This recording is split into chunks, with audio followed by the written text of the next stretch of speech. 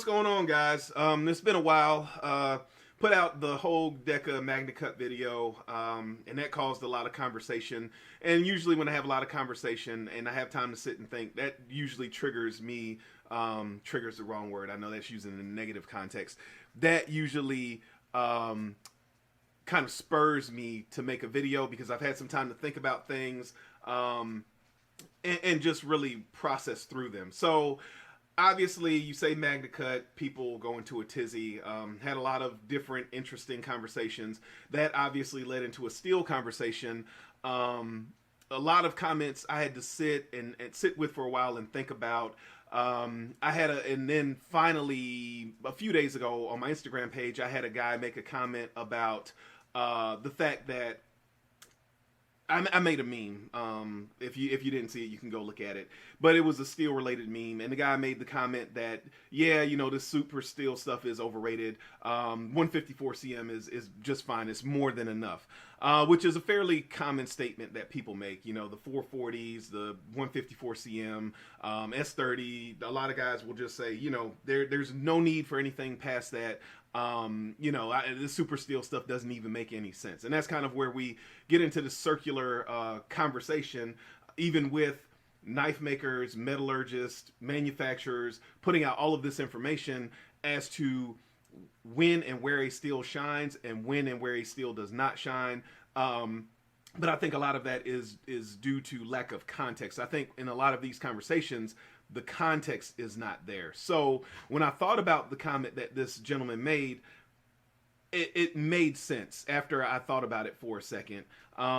If I am an average user, your typical 9 to 5 person that works in an office, you're getting, 5-6 Amazon packages a week, maybe, probably more like 2 or 3.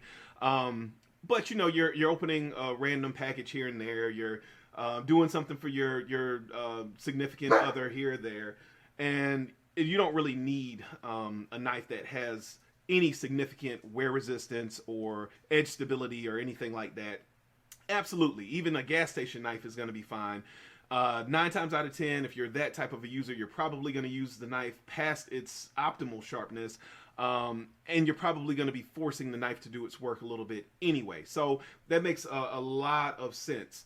However, I think Sean, Triple B Handmade, he had the best explanation that I've heard so far.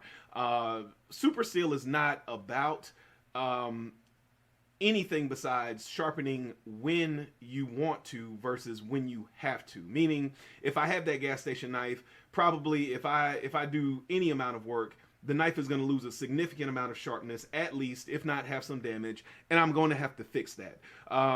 It's not going to be like this K390 where I can use it and use it and use it and use it, and the edge is holding up pretty well. Even if it has a little bit of damage, it's nothing really major, and I can kind of work through it until I feel like I want to sharpen the knife. Which kind of leads into the next thing I saw that really made me make this video. I saw a person say that CRK is way overrated and they would take a Spyderco any day of the week. Again, I had to sit with that for a while, think about it, and it makes a lot of sense. This knife is $450, let's call it. This knife is $150, let's call it, because it's K390. I can buy multiples of these before I equal the cost of this knife.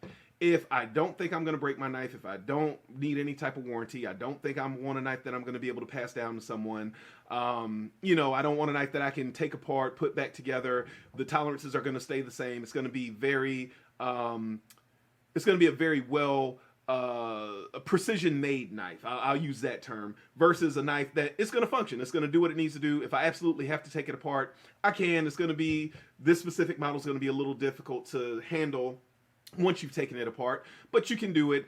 And I also get this upgraded steel, which is going to do me much better than this S30V if I happen to be someone that is more demanding of my knife steel. So that comment made a lot of sense. But I keep coming back to the same question. This knife here, which sells out pretty frequently, is $145, let's call it, on average. So if I'm going to spend $145 on this K390 knife, however, I can pick up the standard VG10 version for under $100.